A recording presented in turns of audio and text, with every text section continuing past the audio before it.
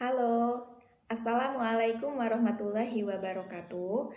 Perkenalkan, nama saya Siti Mustikaningsih dengan NIM L1A1181101.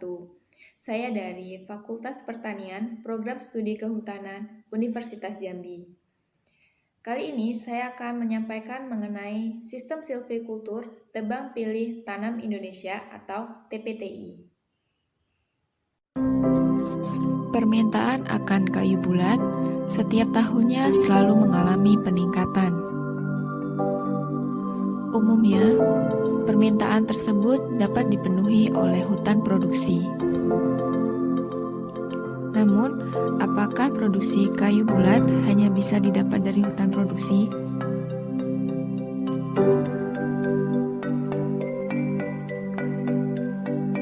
Pohon di hutan alam, riapnya setiap tahun akan semakin menurun seiring bertambahnya usia pohon tersebut.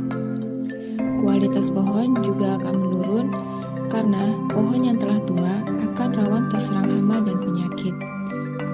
Untuk itu, pohon di hutan alam juga perlu untuk dipanen. Namun, cara dan sistemnya berbeda dari hutan produksi. Salah satu cara yang bisa digunakan untuk panen di hutan alam adalah dengan menerapkan sistem tebang pilih.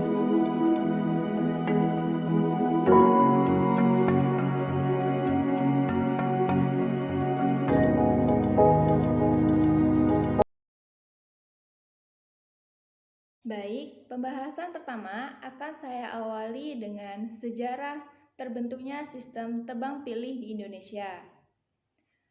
Setelah diterbitkannya Surat Keterangan Direktur Jenderal Kehutanan Nomor 39 KPTS DD 1972 mengenai pedoman tebang pilih Indonesia atau TPI, tebang habis permudahan alam, THPA, dan teknik tebang habis permudaan buatan atau THPB. Namun, pada prakteknya, teknik tebang pilih ini dinilai terasa sulit. Oleh sebab itu, ditindaklanjutilah dengan diterbitkannya Surat Keterangan Nomor 485 KPTS 2 1989 mengenai silvikultur pengelolaan hutan alam produksi Indonesia.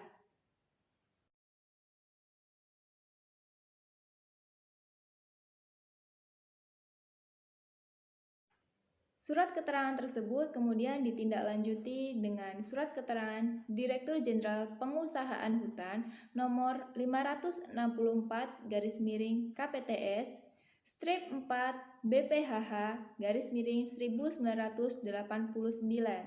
dan lahirlah Teknik Tebang Pilih Tanam Indonesia atau TPTI. Sistem ini pun kemudian disempurnakan dengan adanya pedoman TPTI melalui Keputusan Direktur Jenderal Pengusahaan Hutan Nomor 151 KPTS 4 strip BPHH 1993.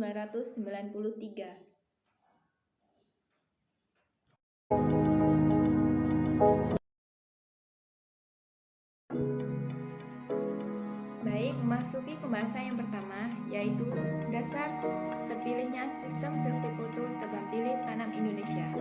Sistem silvikultur ini didasari oleh Permenhub nomor P11 Menhub strip 2 2009. Sistem silvikultur TPTI bertujuan untuk mempertahankan regenerasi alami dan menciptakan struktur alami hutan. Sesuai dengan pasal 2 ayat 1, disebutkan bahwa tentang pemilihan sistem silvikultur berdasarkan A.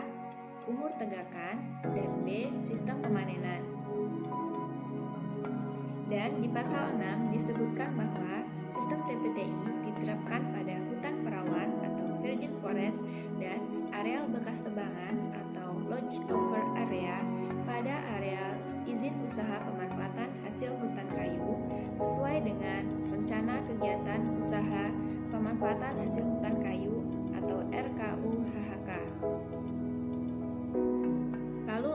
Apa sih tujuan TPTI? TPTI ini bertujuan untuk meningkatkan produktivitas hutan alam tidak seumur dengan teknik silvikultur melalui tebang pilih dan pembinaan tegakan tinggal untuk memperoleh hasil panen yang lestari.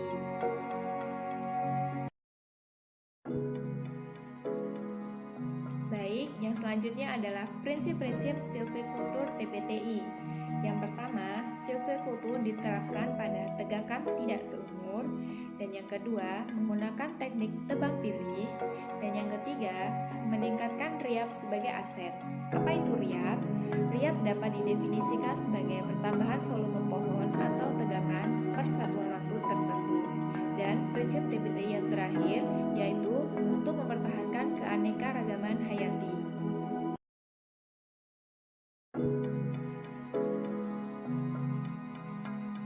Baik, pembahasan selanjutnya yaitu mengenai keuntungan dan kerugian sistem TPTI. Tentunya, setiap sistem memiliki keuntungan dan kerugiannya masing-masing. Dan kali ini saya akan bahas mengenai keuntungan sistem tebang pilih. Yang pertama, sistem ini menjadi sebagai pelindung untuk tempat tumbuh permudahan. Dan yang kedua, sistem ini berfungsi sebagai pelindung terhadap hama dan penyakit. Dan yang ketiga, sistem ini juga berfungsi terhadap perlindungan kebakaran. Dan yang keempat, sistem ini secara estetika lebih bagus. Keuntungan sistem silvikultur tebang pilih yang selanjutnya adalah permudah jenis alam yang toleran lebih mudah. Lalu, tegakan yang tidak seumur atau yang campuran akan lebih baik untuk dijadikan sebagai habitat satwa. Dan yang terakhir adalah sistem silvikultur ini menjamin pelestarian produksi pada kawasan yang kecil.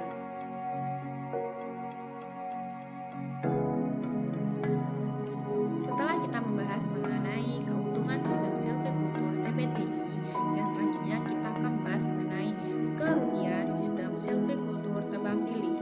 Yang pertama, sistem silvikultur ini produksinya sangat kecil, namun memerlukan areal tebang yang sangat luas, sehingga akan meningkatkan biaya untuk pengangkutan. Yang kedua, sistem silvikultur ini pada sistem pembalakannya bisa menyebabkan kerusakan terhadap tegakan tinggal. Yang ketiga, sistem silvikultur ini bisa menyebabkan hilangnya plasma nutfah atau genetik yang baik. Kerugian sistem silvikultur yang selanjutnya adalah produksi kayu pada sistem silvikultur ini biasanya buruk karena tumbuh pada areal yang luas pada usia yang tua.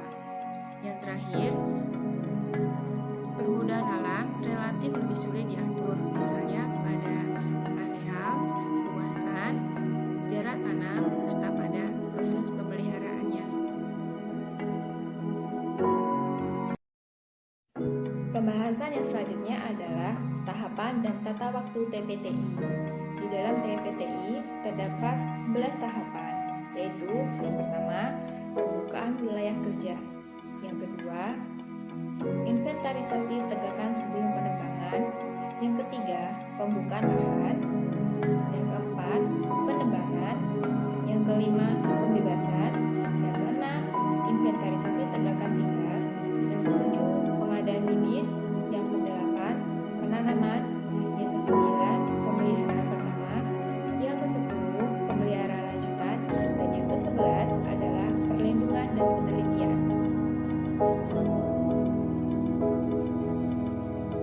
Tahapan yang pertama adalah penataan areal kerja. Penataan areal kerja ini dilakukan 3 tahun sebelum tahun penebangan.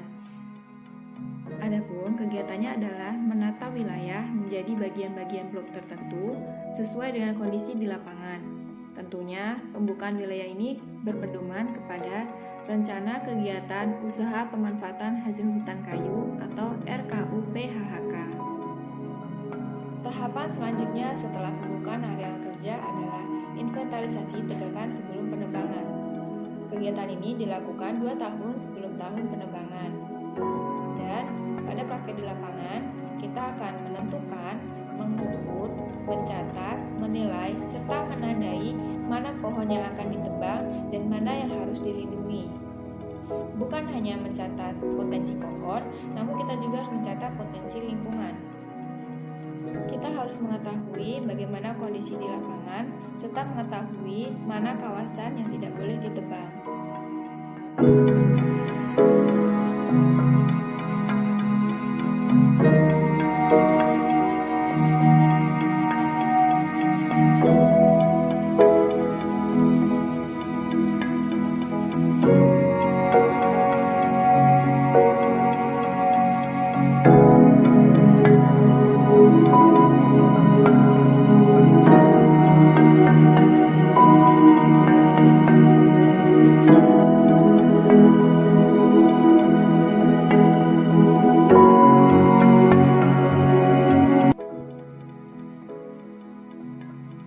Kegiatan selanjutnya adalah pembukaan wilayah kerja atau PWH.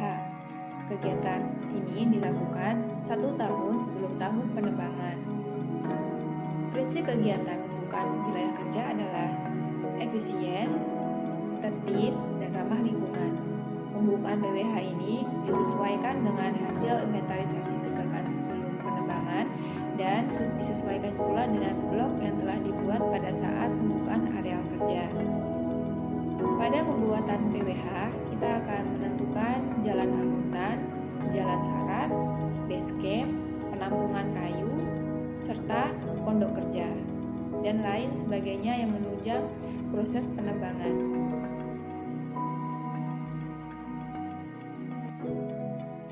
Kegiatan selanjutnya adalah penebangan.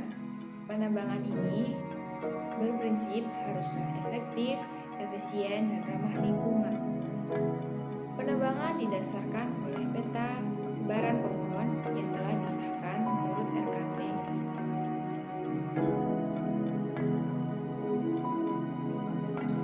Kegiatan selanjutnya adalah pembebasan lahan. Apa itu pembebasan? Pembebasan adalah kegiatan memberikan ruang agar pohon binaan dapat tumbuh dan berkembang. Lalu, apakah pohon binaan itu? Pohon binaan adalah pohon yang harus dirawat setelah kegiatan tebang pilih, berupa pohon-pohon niagawi yang masih muda dan sehat, serta berdiameter kurang dari diameter tebang minimum.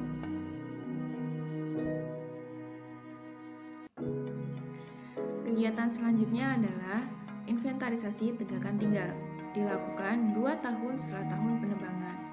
Ini bertujuan untuk mengetahui potensi tegakan yang dapat digunakan untuk sebagai modal pengelolaan hutan selanjutnya. Kegiatannya pun hampir sama dengan inventarisasi tegakan sebelum penebangan, yaitu mencatat potensi pohon dan kondisi lingkungan.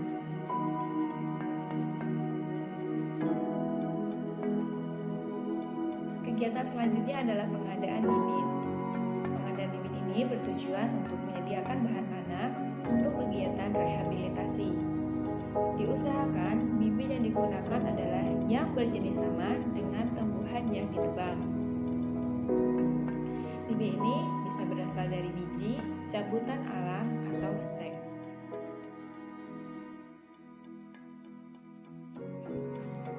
Setelah penyediaan bibit, hal yang dilakukan adalah penanaman. Kegiatan penanaman dilakukan 2 tahun setelah kegiatan penebangan, bertujuan untuk memulihkan produktivitas areal bekas tebang.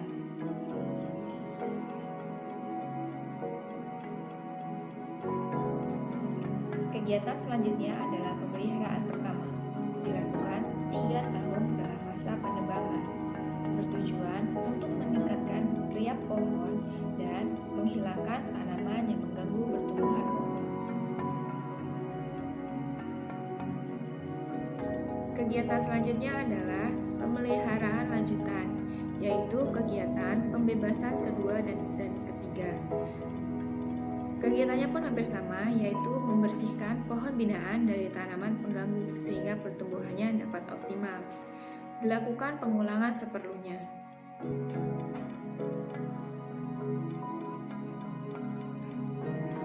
Tahapan selanjutnya dari TPTI adalah perlindungan dan penelitian. Kegiatan perlindungan di sini mencakup semua kegiatan, baik itu perlindungan hama dan penyakit, perlindungan dari satwa baik liar maupun ternak, serta perlindungan dari kebakaran hutan dan juga pengamanan hutan dari segala tindakan dari manusia seperti pencurian hasil hutan.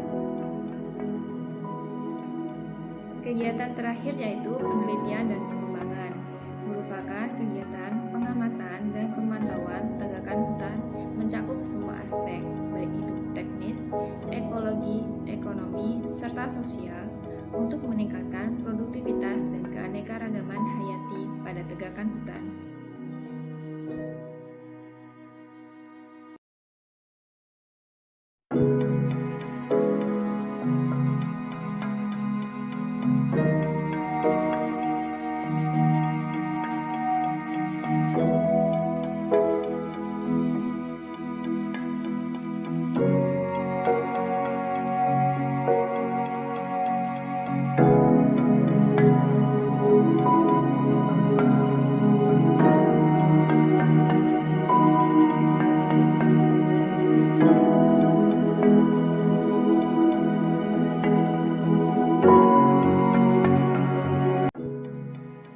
Sistem silvikultur TPTI tidak hanya mencakup mengenai petunjuk penebangan hutan di pohon semata, namun juga mencakup semua aspek pengelolaan hutan, mulai dari pembukaan wilayah kerja, pemanenan, inventarisasi, permudaan, penanaman, pengayaan, serta pemeliharaan.